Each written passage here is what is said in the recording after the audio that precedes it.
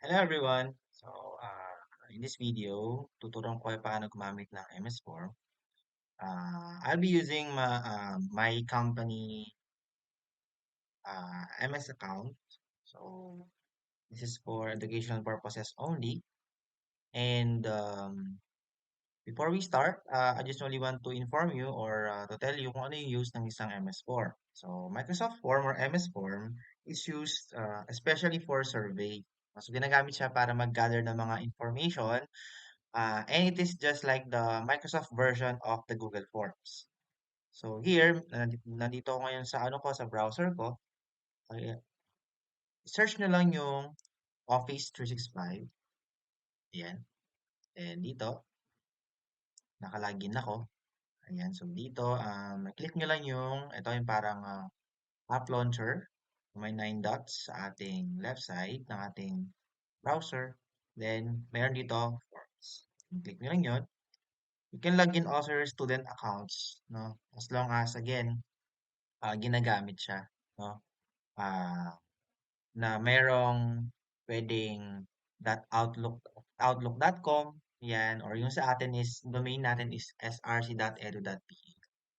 So dito, you can create pwedeng quiz or form. So since information ang gagawin natin, no, wala naman timer to, so form na lang.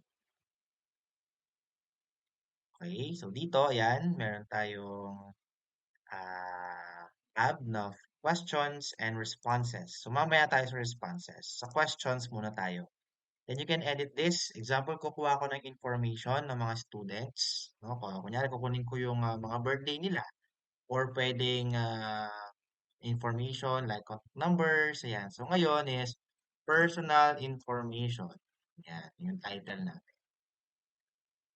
Yan. Then merong mga recommended agad na mga fields na pwedeng kunin sa ating mga respondents. So pipiliin ko yung your name, yun pwede siya. Then siguro contact number, yan, email address. Depende yan sa kung ano yung kinukuha ninyo na information. So kunyari ako, text ang kinukuha ko, yan, mga text box yan, mga lalabas. Okay, then add selected tree. Yan. So, then got it. So, as you can see here, meron na tayong three fields na kukunin sa ating mga respondents or sa mga bibigyan natin ng link mamaya. So, iba yung link ng collaborator or editor doon sa mga respondents. So, mamaya papakita ko pa paano i-share yung Google Form na to. Para for example, no, meron kayong parang organization tapos kailangan ng mga nagmo-monitor, check ng mga responses. So, pwedeng mag-add kayo ng collaborator. Pero kung kukuha lang kayo ng mga data galing sa respondents, pwedeng yung collect responses yung gagamitin nating button dito. Mamaya. Yan, your name. Then, what if add tayo ng bagong question? Add new. Pwedeng choice, no? May option tayo. So, kunyari, gender. O, ano yung mga gender na available? Meron. O, ayan. Meron na siya agad AI, no? Or may kung sasuggest siya ng mga possible values. Depende sa kailangan mo doon sa tanong. So, woman, man, non-binary, prefer not to say. Yan, pwede ka mag-add ng mga options dyan. Then, i-require mo para hindi nila pwedeng masubmit ang form nang hindi nilalagyan ng data yung field na yun.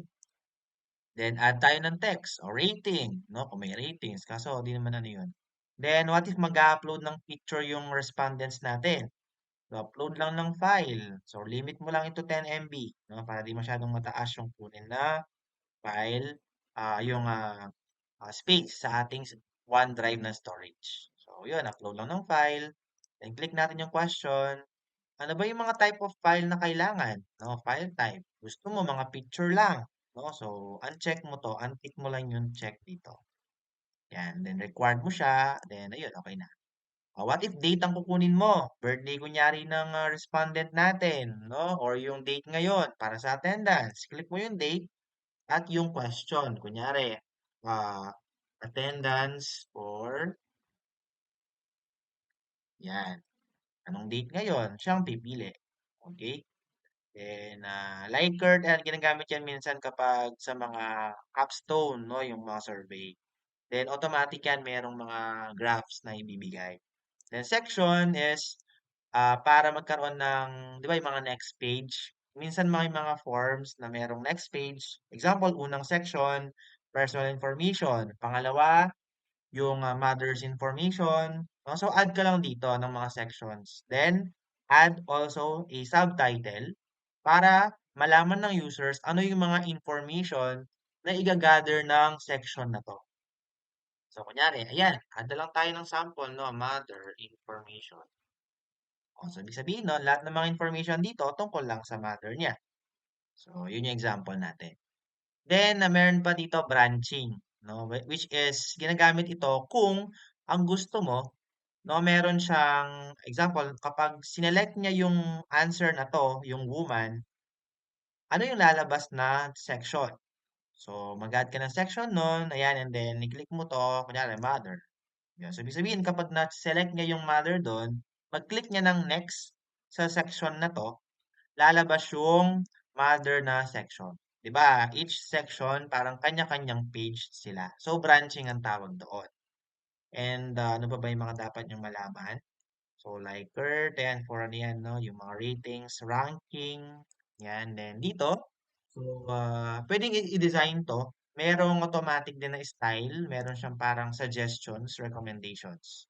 So, personal information, pili tayo ng design dito. Click natin. May mga examples to na video, picture, ayan. You can choose sa mga available dito. Ayan. No, para at least mas maging maganda yung ating form. Then you can add also your own customized theme. Then, review. Yan. Ito yung sample lang na itsura niya. Pag sinyo yung form na yan sa ating mobile and sa computer or desktop, laptop. Ay, na-close ko siya. Wait lang. Then after nun, refresh ko to. Wait lang nawala. Ayun. Then after nun, meron pa dito, no, ito yung collaborate. Ginagamit ito kung saan you want to share this form sa iba pang mga tao, no? So, kunyari, ako yung president ng organization. Tapos, yung vice ko, gusto ko makita rin niya yung ginagawa ko, no? At ma-edit niya yung form na to. You can share this, then specify mo lang sino yung makakapag-access nito, no?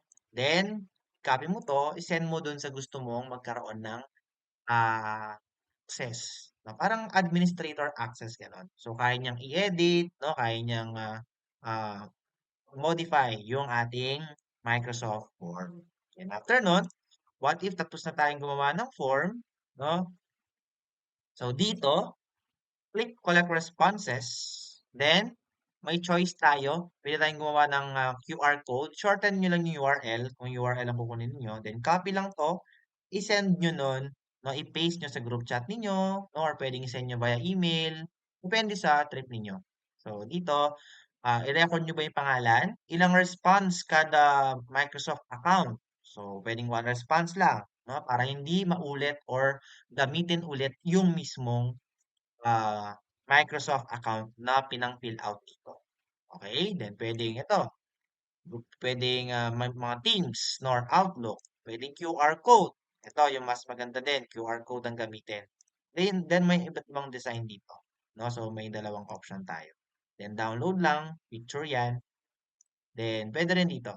No? Kapag lang, ay ginagamit ito, yung parang frame. Yan, iframe. Pag sa mga web page, ganyan. O dito, then, you can also specify the people. Pwedeng specify nyo na lang, no, ano yung group, name, ganyan. Then, since, no, yung account ko na ginagamit is pang school siya, so school account lang ang pwede. Wala siyang anyone can respond. Ayun, no, kasi sabi niya, only people, no, in my organization. So, ibig sabihin nun, walang makakapag-fill out ng form, kundi yung may .src.edu.ph. Okay? Then, ayun. So, kapag naman may mga responses na, yan. So, example tayo. Collect tayo ng response, kunyari. So, copy ko lang yung link. Sample tayo. Open ako ng isang, ano ulit, ng isang window. Hindi ko lang sure kung mag-open to kasi wala akong, ayun. Kailangan pa mag-sign in pala dito. So, try natin collect responses. account ko yung gagamitin. Yun, start now. Then, sample lang yan ah. O, yan. Then, email address. Scroll ko. Yan. Pwede mag-upload ng file. Picture tayo kunyari, no? Ng picture. So, yan. Yung apartment namin. Then, date, pili tayo. Pag may asterisk, ibig sabihin required siya. Yun. Then, next. Okay na. Submit. Ayun. So, dito, responses natin. Ayun. Then, pwede natin i-open to gamit ang Excel para mas makita natin yung mga tables. So, as you can see here, in-open ko siya. Downloads. Ayan. So, ito yung responses ko. Then, also you can view results dito. Yan. No? Pwedeng isa-isa. So, pwedeng yan, yung picture, lalabas yung picture natin. And then, pwedeng print din yung responses. Yan. Okay. And, let's see the summary. Ayan. So, ayan, meron summary din. Meron mga pie graph para mas maging ano siya, no? Mas maging illustrated or syempre, yung mga iba, they don't want to see tables for comparison of data. So, gumagamit sila ng mga graphs. Ayun. And I think, ayun na, no, yung ating end ng ating tutorial. So, thank you for listening and you can suggest another content para naman marami pa kayong matutunan. Thank you and stay safe everyone.